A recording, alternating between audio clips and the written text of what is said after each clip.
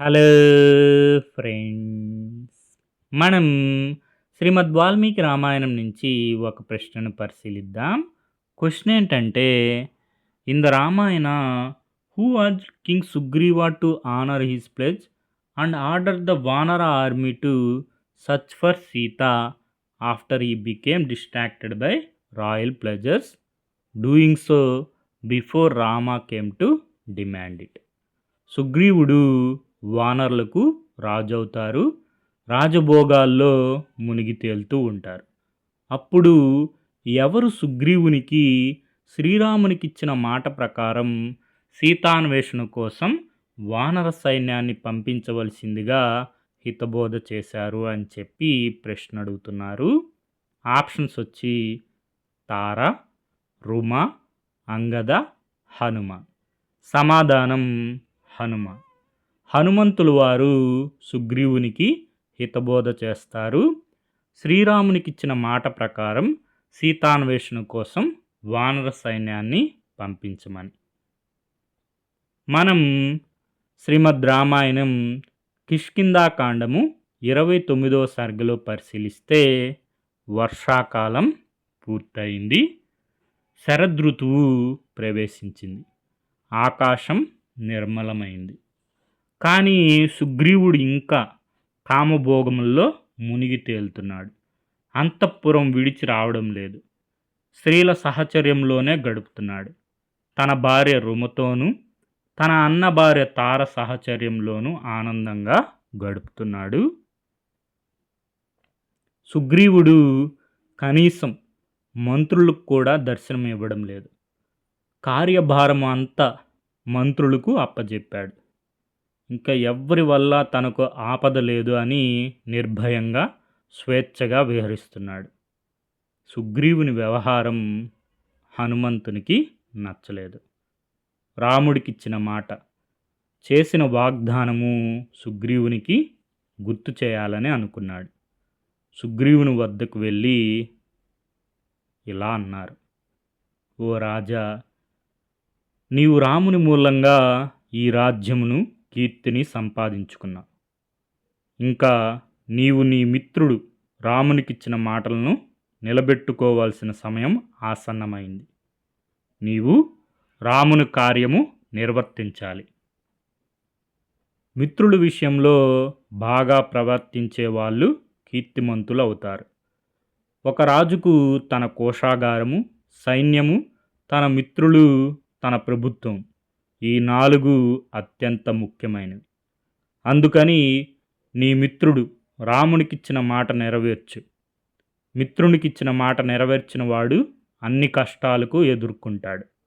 రాజా, ఏ కార్యము చేసినా సకాలంలో చేయకపోతే తరువాత ఎంత గొప్పగా చేసినా దానికి ఫలితం ఉండదు.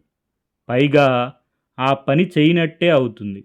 ఓ రాజా, రాముని కార్యం చేయడంలో ఇప్పటికే కాలం మించిపోయింది. ఇప్పటికైనా రామకార్యంలో నిమగ్నమవు. వానలు తగ్గిపోయాయి. సీతాన్వేషణ ప్రారంభించడానికి ఇప్పటికే సమయం దాటిపోయింది. వానాకాలం ఆగిపోయింది. సమయం మించిపోయిందని రామునికి తెలిసిన నిన్ను తొందర పెట్టడం మంచిది కాదని రాముడు నీ కోసం ఎదురు చూస్తున్నాడు. రాముడు నీకు మేలు చేశాడు. తిరిగి రాముడికి మేలు చేయడానికి ఆలస్యం చేయడం మంచిది కాదు. రాముడు వచ్చి నీ మాటను నీకు గుర్తు చేసే వరకు ఆగకు. అప్పటిదాకా ఆగితే నీవు కావాలని ఆలస్యం చేసినట్టు అవుతుంది. ఓ రాజా, నీకు ఏ సాయము చేయని వారికి కూడా నీవు సాయం చేస్తావు కదా. మరి నీకు ఇంత సాయం చేసిన రామునికి సాయం చేయడంలో ఎందుకు ఆలస్యం చేస్తున్నావు? వానరులను పిలిచి వారికి సీతాన్వేషణకు ఆదేశాలు ఎందుకు ఇవ్వడం లేదు? రాముడు తన బాణములతో దేవతలను, రాక్షసులను అంతమొందించగల సామర్థ్యం కలవాడు. కానీ నీ సాయం కోసం ఎదురు చూస్తున్నాడు.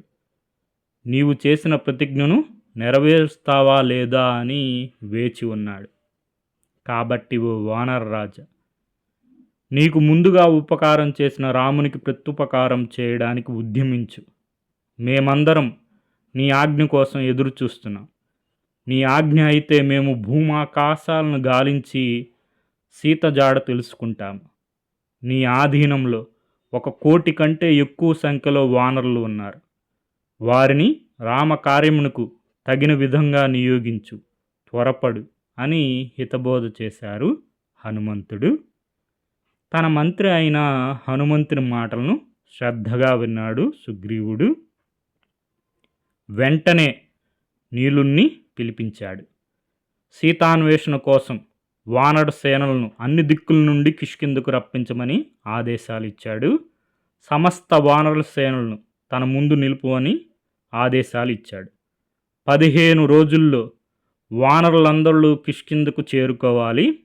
ఆ గడువు మించితే మరణదండన విధించబడుతుంది అని వానరులకు ఆదేశించాడు.